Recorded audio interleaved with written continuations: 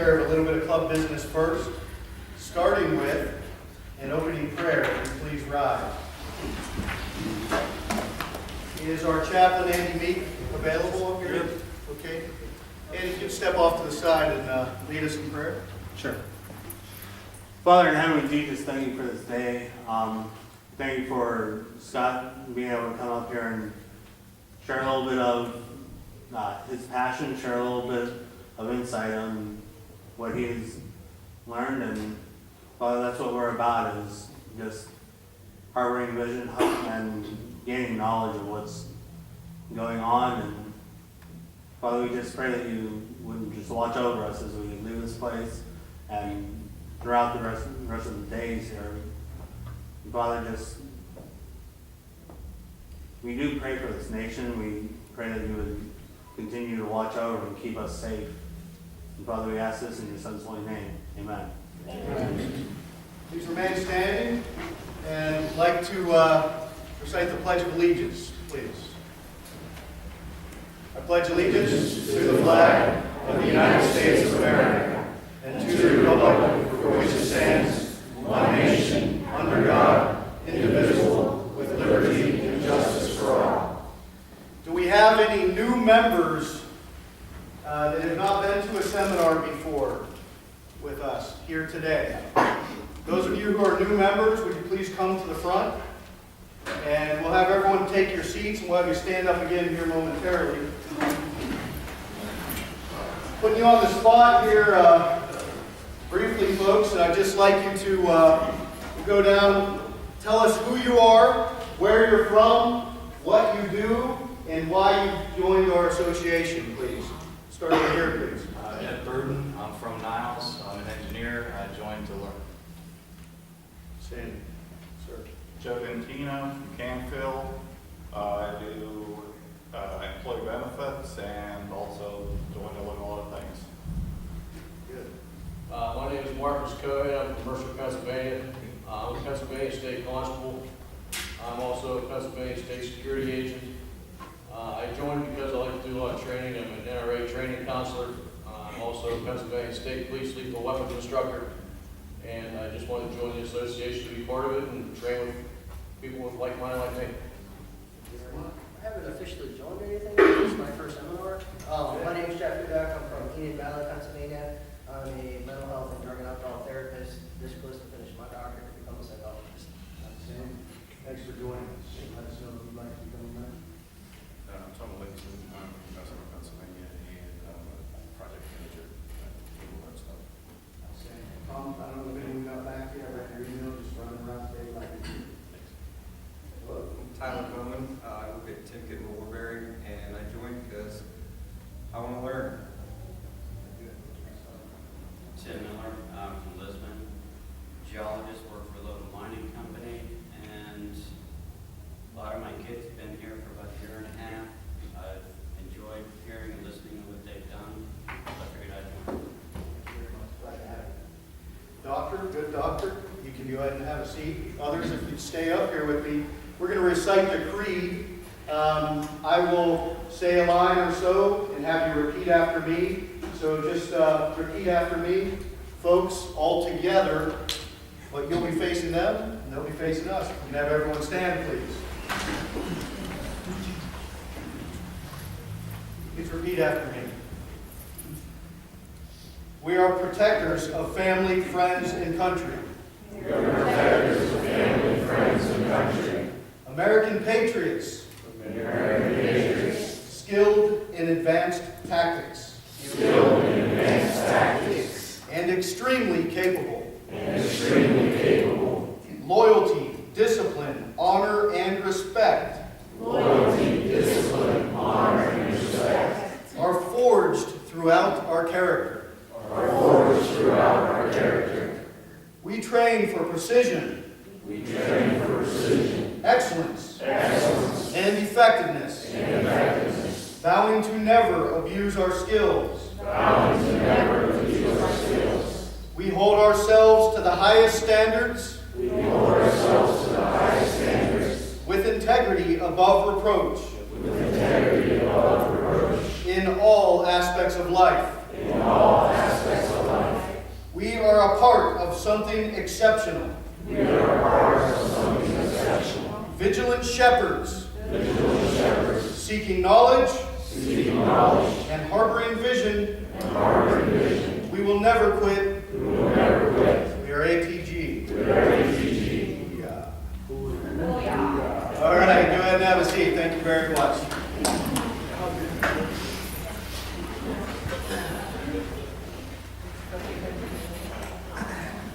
I'd like you to mark your calendars now for the Family Range Festival coming up in the beginning of September. We'd like to have max participation. Here shortly, we'll need to build a committee to start planning that sucker, if you will. It was a great time last year. It was 2 days, Saturday and Sunday. We did some setup on Friday. This year, what I'd like to do is allow folks to go out on Friday, if you wish, just for a nice, easy day. No shooting Friday. The shooting is on Saturday and Sunday, but that way that gives an extra day to camp out and fish and prepare for the festivities on Saturday and Sunday. So we'd like to start setting up and stay overnight if you want Friday, and of course you can come and go as you wish throughout the entire weekend. We have rock climbing and rappelling range day next weekend. I believe that's a Sunday, is that correct? Yes. Okay. Of course, we have lots of courses coming up and stuff. If you are not getting your weekly briefing via email, please reach out to us and let's get that corrected, because you're missing out on a lot of things that are happening. If you don't utilize email, get with the times. Okay, it stinks that we've got to be so technologically centralized, but it is the way of the world, and you don't want to be left behind. You're welcome to come into ATG and use our computers. You're welcome to come in and have staff help you set up an email account, help show you how to utilize it. Certainly, if you want to resist, that's fine. I resist a lot of things too. Okay. But if you're not going to use email, call in and find out what's going on so you're aware and you're kept in the loop. If you have Facebook, another thing that I also resisted for a long period of time, make sure that you request to be added to our members only page. That's a closed page for members only, but the members are communicating back and forth and answering questions.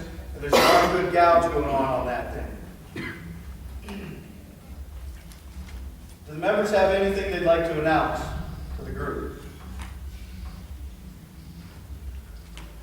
All right. Thank you all for coming out. Let me, before I introduce our guest speaker, I'm going to turn it over to Scott Loveland, and he's going to talk about and tell you who is the winner of our weight loss challenge. Scott? Hey, good evening, folks. Before I get into that, one brief announcement. Range day for June 27th and 28th. Andy, correct me if I'm wrong. 27th, 28th. Whitewater rafting. We've gone for the whole weekend, leaving Saturday morning, returning late Sunday evening. First day will just be getting over the area. We'll hike around, get a feel for it. There's a lot to see. Take some side hikes. Sunday we'll actually do the rafting. If you're interested in going, we have to put a deposit down with the rafting company. We're just asking for a $25 deposit. Final cost is yet to be determined. There are a couple different options that folks can make individually, but all-in cost for the entire weekend, discounting whatever food you want to take, shouldn't be over about $60. That'll include your rafting, your camping, your river permit, your shuttle tow. So, if you have any questions, come talk to me after. But again, I think the second Monday, we put out second Monday in June, you have to have that $25 deposit in if you're interested in going. June 8th. June 8th is the date. The deadline. And we have to call the rafting company. All right, without further ado, I want to appreciate everyone for their hard work on this weight loss challenge. It makes you all better as individuals. It makes us better as an organization. And everyone put in a great deal of very hard work. It wasn't about the contest. It wasn't about the money. although the money is nice. It's just about self-improvement, making yourselves better as individuals, making you better operators, just making you more capable, more self-disciplined. So I really applaud everyone that was involved for their effort. Did a good job. So the top five. Dawn Everly, the fifth spot, minus 14.6 pounds, 6.1% of his body weight lost. And this does go by body weight.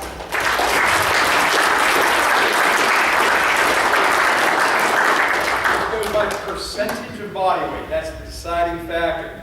In the fourth spot, Jim Boer, minus 16.9 pounds, 8.7% of his body weight.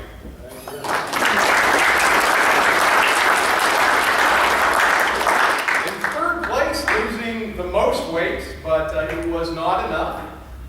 Minus 28 pounds, 11.4%, was myself.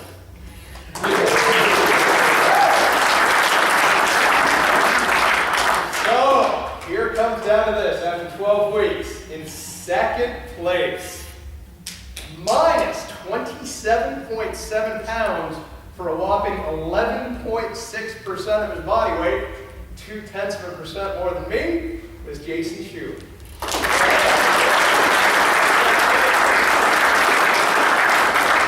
And in first place, I know this gentleman put an outrageous amount of hard work into his workouts, cardio workouts, his lifting workouts.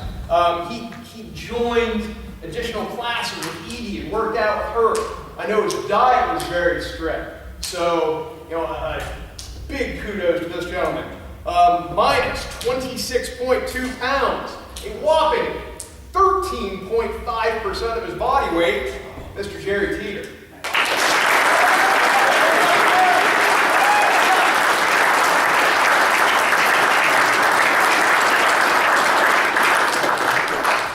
Myself or Adam afterwards, and we'll get major awards distributed as they should be. Gary. Yeah, you want to go drawing afterwards? It was hard enough to send a pizza to his house. Two weeks ago, he was ahead of me. I said, I gotta kick it up a lot. And I thought sending a pizza might be cheap, so I did. Hey, folks, just remember, everyone who was involved in this contest made a choice. They made a choice for self-improvement. As we all sit and stand here tonight, we've made a choice to be who we are, regardless of what our skill sets are, whatever our physical capabilities are, whatever our mindset is. We've made a choice to be there. At any point, you can make a choice to adjust it. You can make a choice to adjust your outlook and choose a different path. So bear that in mind moving forward. Zach and company, I see 4 or 5 chairs over here. If you'd like to, go ahead and you're not disrupted, or you can hang out and sit on the step there is fine too, whatever you want to do. Okay, I want to remind you that we also have the monthly fitness assessment, which is free to all members. You can come in and take a military-style PT test or physical training test, and we'll track it so that that's not your workout for the month. That's to track your progress each month. And we've seen some amazing progress. That is separate from any of the other things we have going on, so you don't have to engage in the Pilates stuff or the weight loss challenge or anything, and you don't have to start the fitness assessment at any given time. So if people are already doing it, you haven't started yet, nor do you have to come every month. But that's a nice way to track your progress, is once a month come on in and do that fitness assessment. Watch for that on the calendar. Folks, just a safety note, if you're going to step outside on the back fire escape here, it's a very long ways up, so be cautious. If you need to smoke or whatever, you should stop smoking, but if you want to, then go out there. Second door, through this door and second door on your left is the restroom. Facilities are functional, but of course, as you know, it's an old building, and we've strategically placed, for your training value, trip hazards throughout the building. So It's our medium risk training. Please pay attention to what you're doing and don't harm yourself. All right. Okay. Tonight we have an exceptional individual who has led exceptional individuals and teams throughout the world. And this gentleman is an author, and he has a soon-to-be, coming soon, and soon-to-be bestseller book called Game Changers. He is a Green Beret. He is an entrepreneur, a storyteller, a trainer, a coach. He's here with us tonight, and it's my pleasure to introduce to you a special operations brother of mine, Lieutenant Colonel Scott Mann.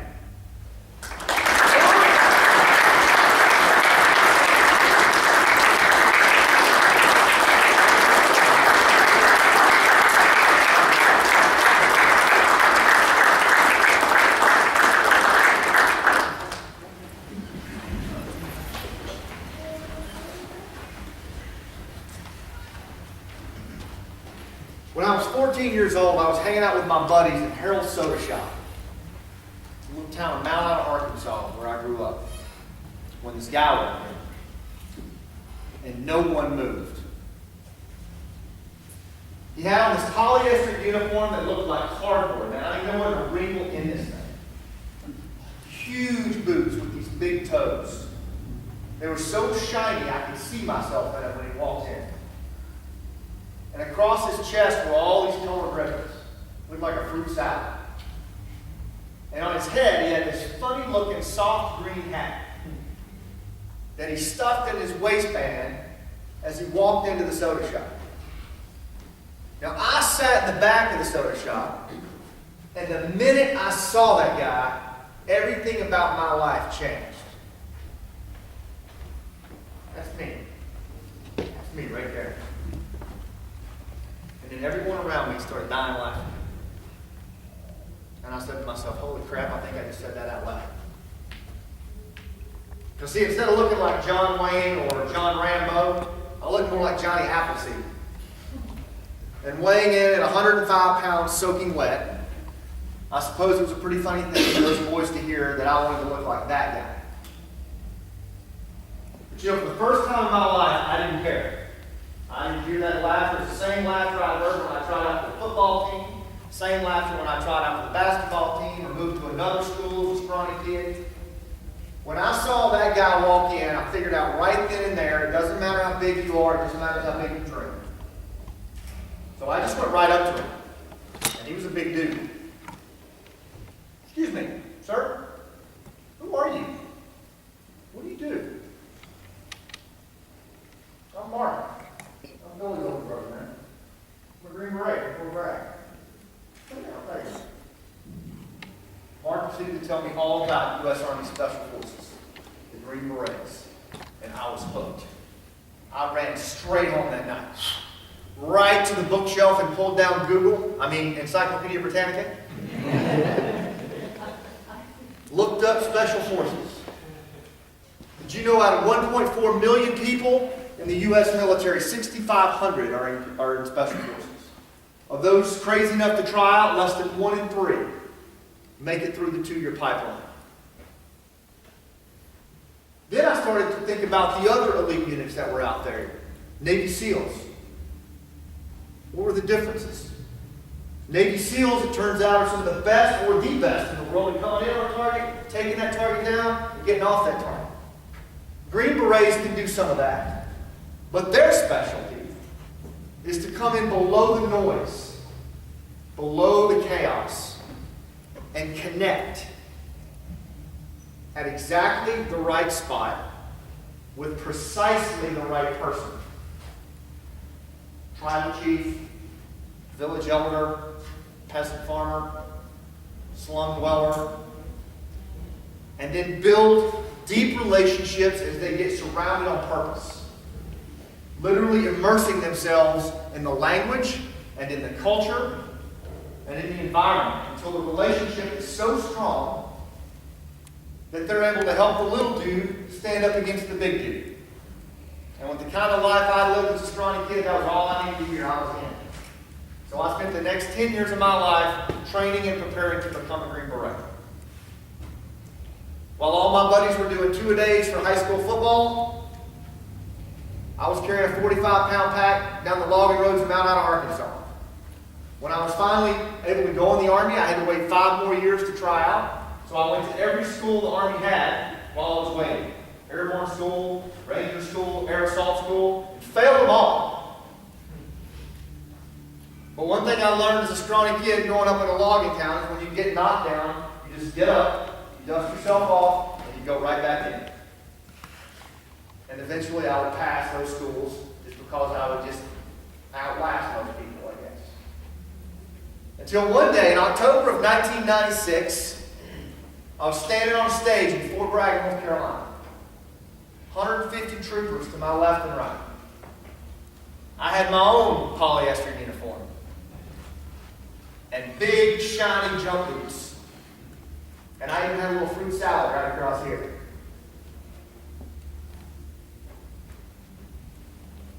And I had my own funny green hat. And I wore this Green Beret for the next 18 years of my life in places like Ecuador, Peru, Colombia, Iraq, Afghanistan. And it came at a cost, just like many of my other brothers. I said goodbye to that beautiful lady right over there 17 times in 10 years. I would have to peel the little fingers of my boys Cody, Cooper, and Braden off my legs on the tarmac, not knowing if I'd touch those hands again. I lost 23 of my friends in combat. Cliff Patterson, Pedro Munoz, Tom Mulholland, 20 more. Do you know the crazy part about it? I would do the whole thing over again. If I could rewind the clock and start all over again, I would not change a thing. In running all those miles and serving in all those crazy places, I learned to see the world through the eyes of the Green Beret, through all of the people that I advised and all the people that I worked with. Those peasant farmers, those villagers, those tribal chiefs, those ambassadors, those foreign military officials, all the people that I advised, these great Special Forces NCOs and SEALs and Marines taught me how to see the world through their lens. And that, more than anything else, is what I want to share with you guys tonight. For the rest of the time that we have together, is to share with you my insights of what I learned as a Green Beret that matter, I think, in your life, in your children's lives, and in what we're facing in our nation today as leaders. The best place to talk about this, the best place to go to have this conversation is Afghanistan.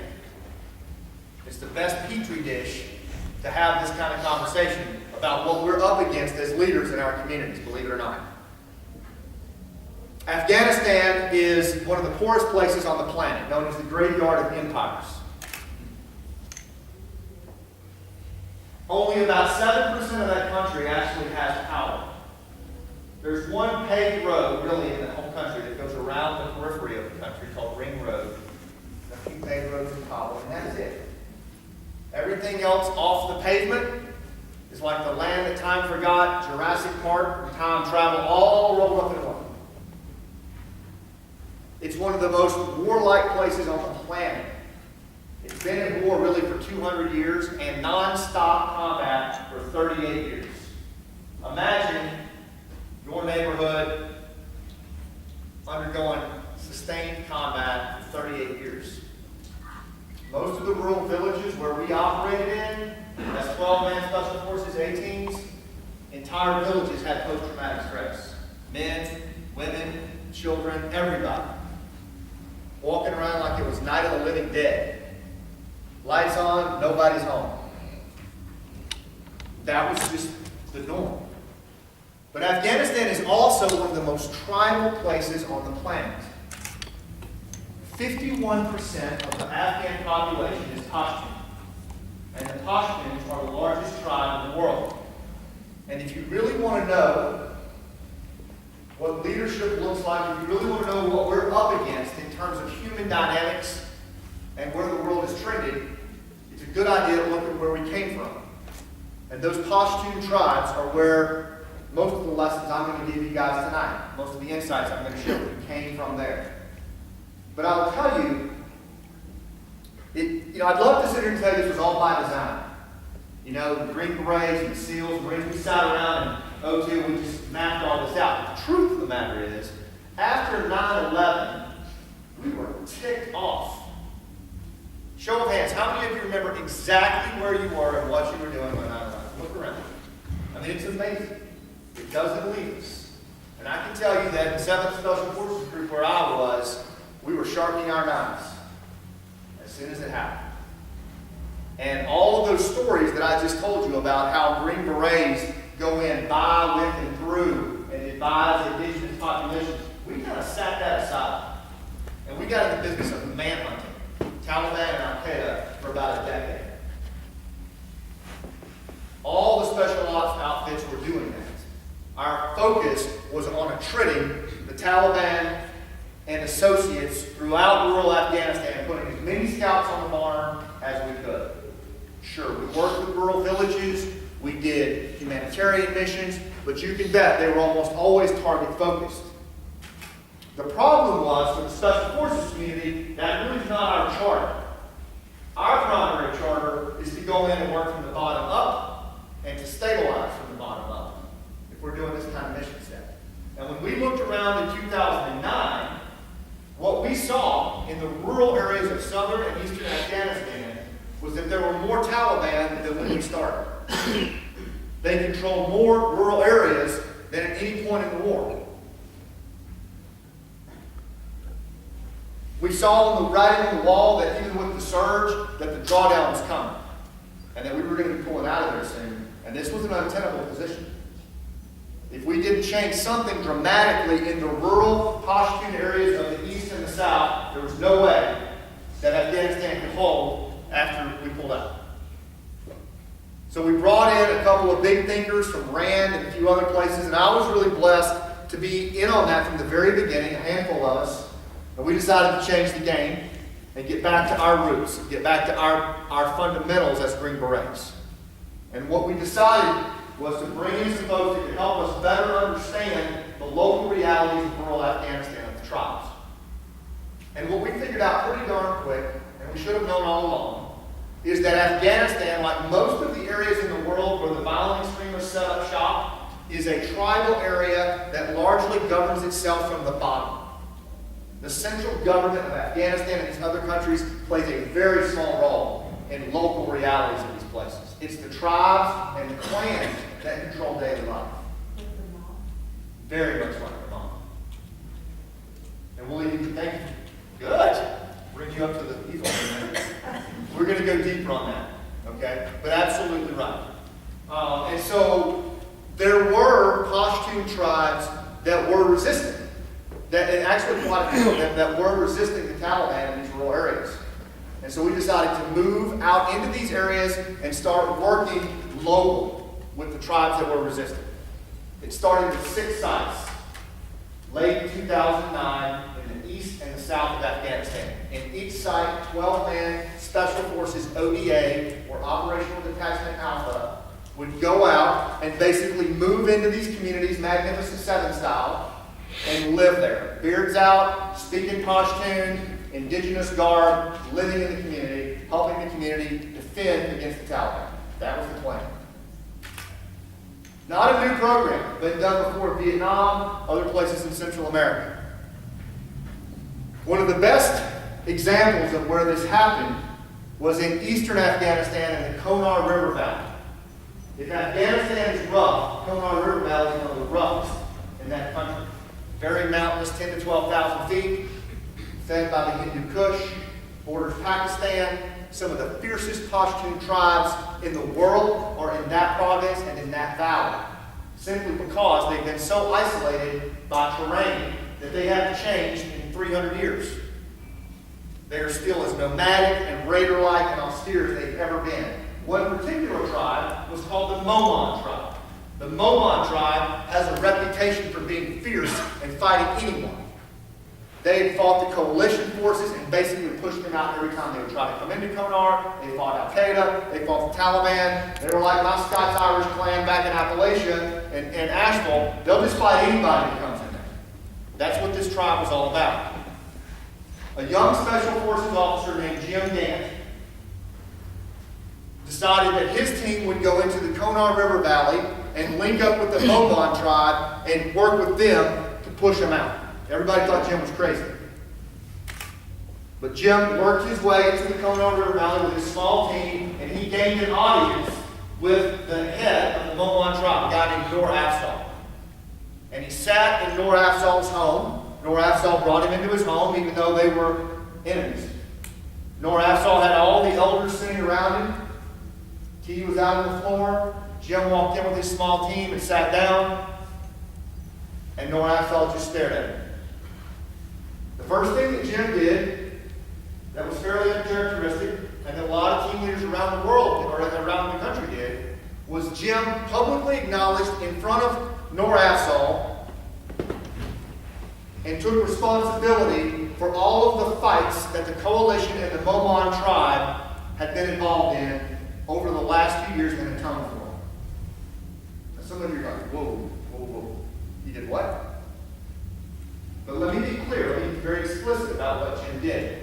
Jim atoned and took responsibility for the fighting between the coalition and the Momon tribe. He atoned for that conflict and violence as his responsibility and asked that they put it behind him and move forward. The room immediately softened as soon as he did that. Then Jim proceeded to tell Nur Afzal about his background growing up in New Mexico. And he explained that he had grown up around Native Americans and that was his passion, that he had researched all these Native American warriors. His favorite was Sitting Bull. And Jim told Nur Afzal about Sitting Bull's exploits as a Native American leader. And Jim had also done his homework on Nur Afzal and his fights against the Soviets as a Mujahideen. And he started to recite some of Nur Afzal's accomplishments as a Mujahideen leader in the 70s and 80s. And then he said to Nur Afzal, you know, you remind me of Sitting Bull. From that point forward, until the day Sitting Bull died, 2 years later, he was only referred to as Sitting Bull, even by his sons. There was an immediate connection between that Green Beret and that Momon tribal leader. Then Jim proceeded to tell him a story about 9/11 and how the attacks had gone down. He explained all of the things that had happened that day and then showed on a laptop footage of the attacks and the civilians that were jumping to their deaths. Sitting Bull actually started to cry.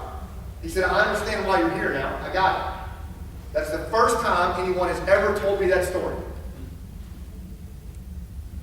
They continued to work together, continued to talk. He invited Jim's team to live in the village. They actually lived in a mud compound across from Sitting Bull. And over the next days and months, they continued to build their relationship out. Over time, the relationship became strong enough that Jim asked Sitting Bull if he would be willing to lead the Momon tribe against the Haqqani Network, Al-Qaeda, and the Taliban. Sitting Bull said absolutely. And they started to push back hard in the Konar River Valley. When bin Laden was killed, and various and sundry items were brought off that target, one of the items that was brought off that target was a small book called One Tribe at a Time, written by a guy named Jim Gant, with bin Laden's handwritten margin comments that said, this cannot stand. We absolutely cannot allow this program to move forward. Mullah Omar issued a similar program. This is the most dangerous threat to our insurgency in Afghanistan right now. It started moving so fast we almost couldn't keep up with it. We went from 6 sites to 113 sites. We went from 75 local peasant farmers to 15,000 in less than a year. I mean, the program was growing amazingly fast. But even as fast as this thing was growing, we were getting no support from the ambassador, we were getting no support from our own government, we were getting no support from a lot of the conventional senior officers, and we were showing quantifiable evidence that it was working. But yet they were not buying into it despite all that support, all that success. And it was then that we started to open our eyes up to some local realities on how human dynamics work that affect you guys right here at home. I see a couple of screensavers starting to kind of pop up. Stay with me here. I promise you, where I'm going to take you on this, you'll have complete clarity on where we're going.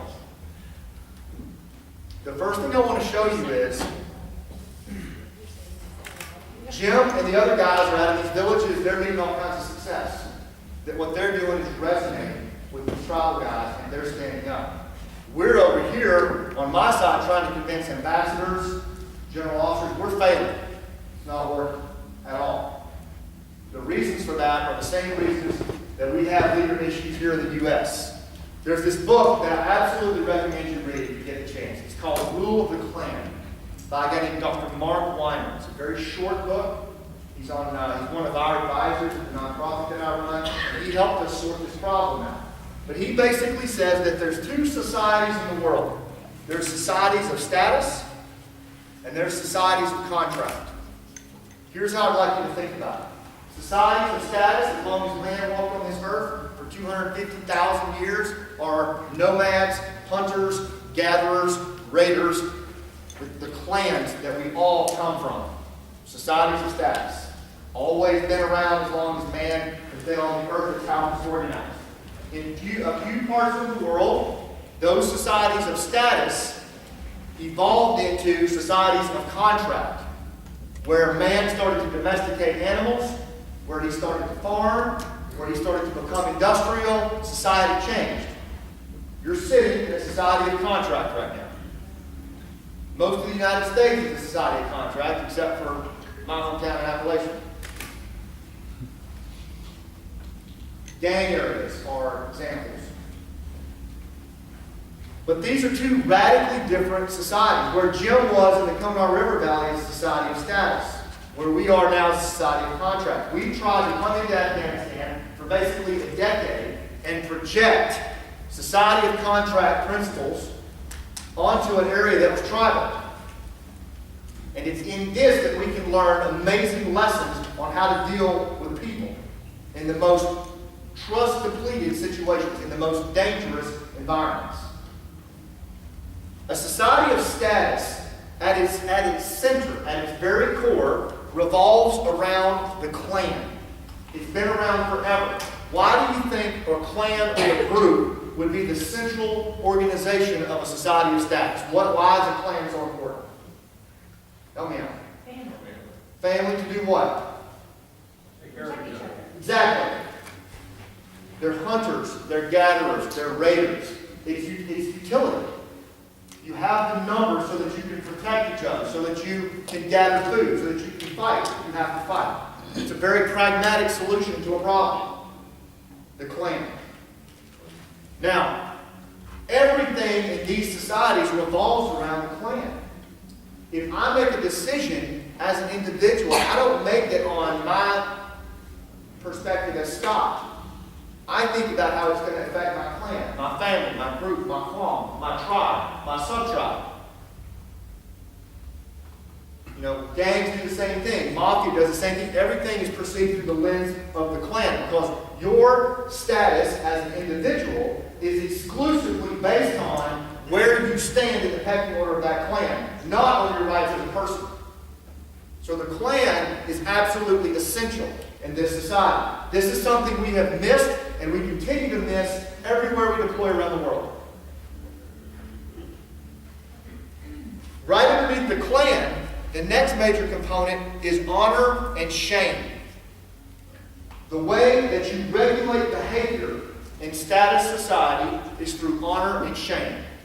You see it in the Far East, You see it in Native American tribes. You see it in the Crips and the Bloods. You see it in Mafia. Honor and shame is the power mechanism by which you regulate group behavior.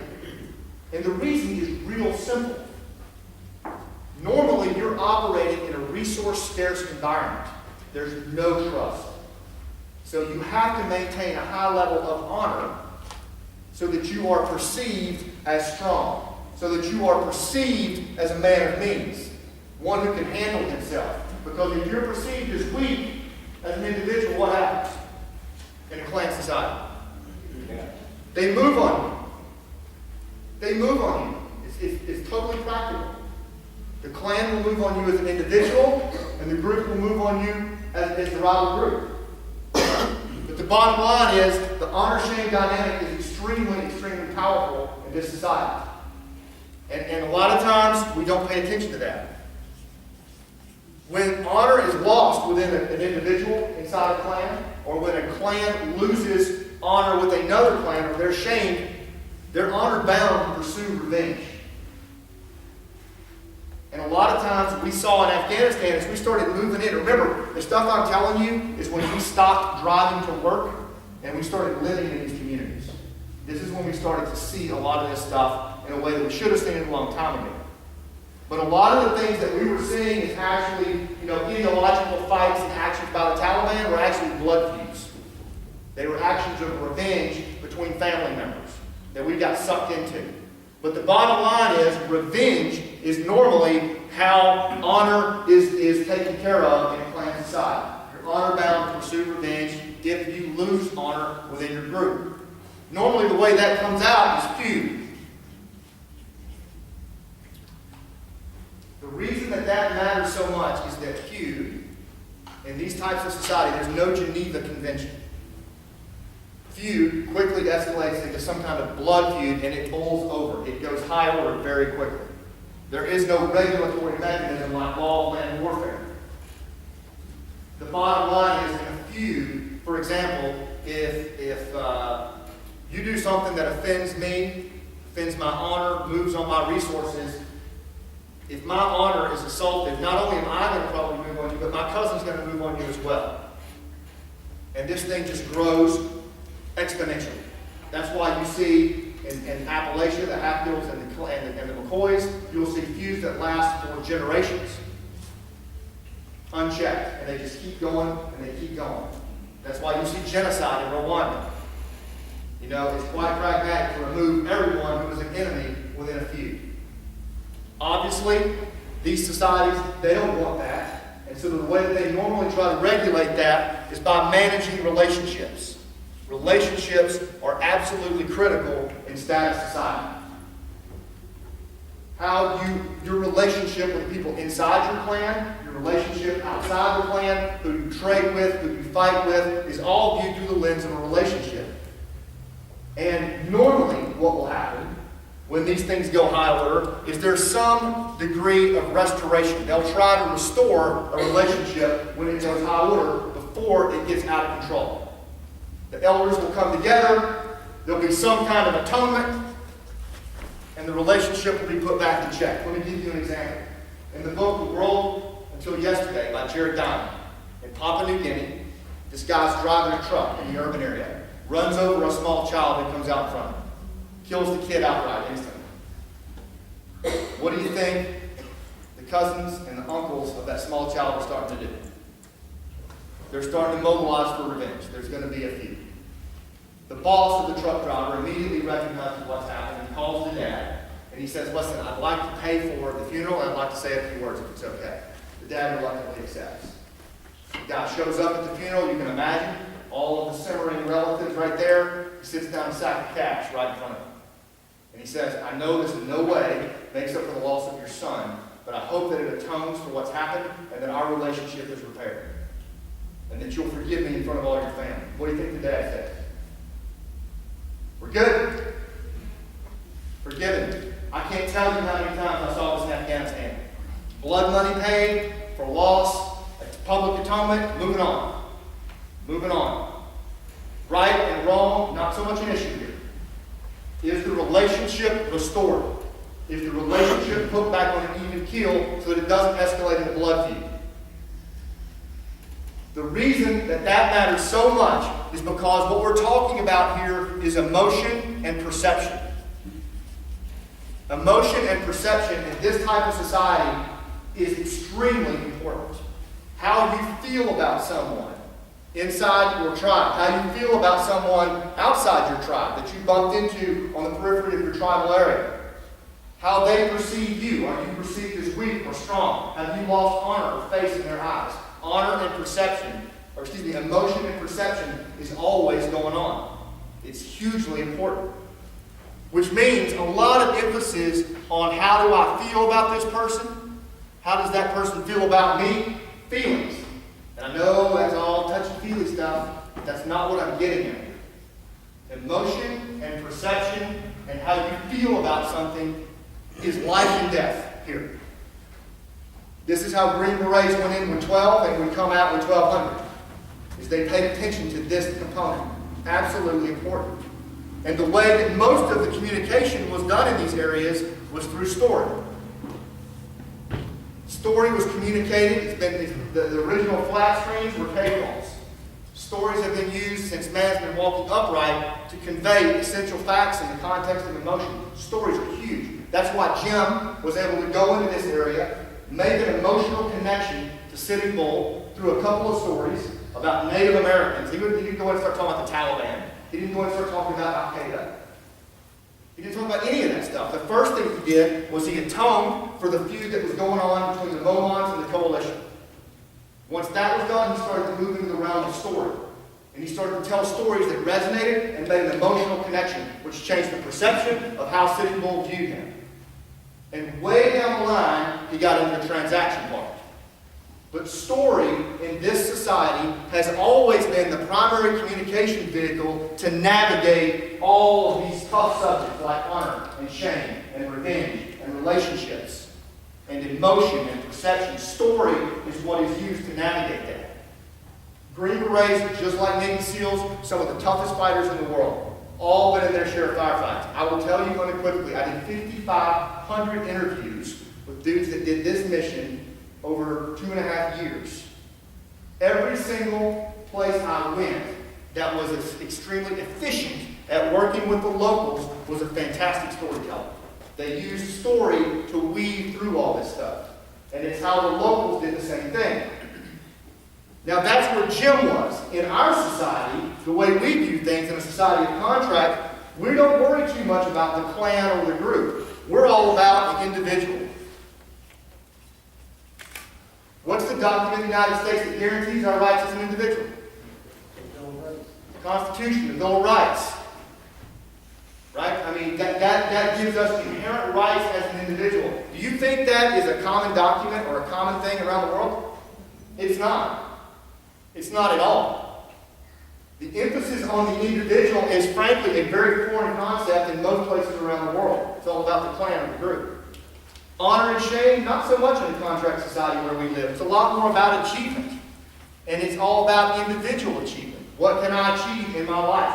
What are the things I'll be able to do? Through that lens.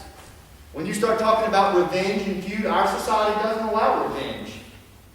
Overt revenge or feud. That's vigilante justice. And we have a rule of law society that doesn't tolerate that. Relationships and restoration, not that big of a deal. Restoring the relationship when a wrong has been done is really not what we do. We have a punitive justice system. A punitive justice system that doles out punishment, guilt, or innocence. I'm glad that you gave blood money and apologized for the death of the child. Yeah, you're going to jail. Or yeah, I'm going to sue your pants off. Right? It's a punitive system. The restoration of relationships is not that big of a deal. The transaction is really what's the big deal. In the United States and the contract society around the world, transactions are huge. We put emphasis on transactions often above relationships. Restoration and atonement, not as much as punishment, guilt, and innocence. Emotion and perception. In contract society, it's more about logic and reason. Because we focus, again, on rule of law, on the individual, on transactions, on a punitive justice system. We're very, very focused on logic and reason. Emotion and perception don't matter as much. And then finally, it's a lot less about, in our society, how do I feel about this person, than it is what do I think. There's a lot of logic, a lot of reason, a lot of rationale, a lot of left-brain stuff in our society. It's just how our societies have evolved from the status societies. When we talk about storytelling over here where Jim was, where I was working with the embassies and the contract society, you don't see story at all in our society today, hardly. So what do we see? We see us some PowerPoint.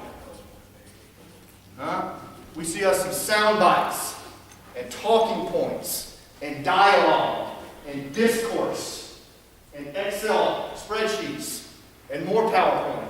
But you don't see a lot of story, because these are the things that we use to communicate sound bites and SMS messages and tweets. All of the things that are transactional in this society are communicated more through these things. So here's the rub. Those are the two societies of the world. Jim and his boys were kicking butt over here doing this.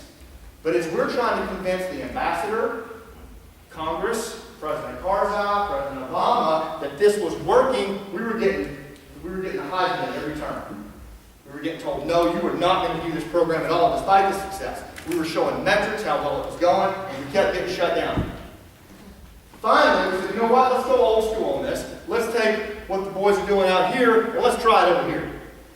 So the first thing we did was we went into the U.S. Embassy. We said, hey, you know what, we kind of started without asking you guys. We kind of went off here and kind of started doing our own thing. Would you guys like to work with us on this program? State Department. Sorry we didn't bring that up. Hey, conventional general officers, we've been stomping around out here in your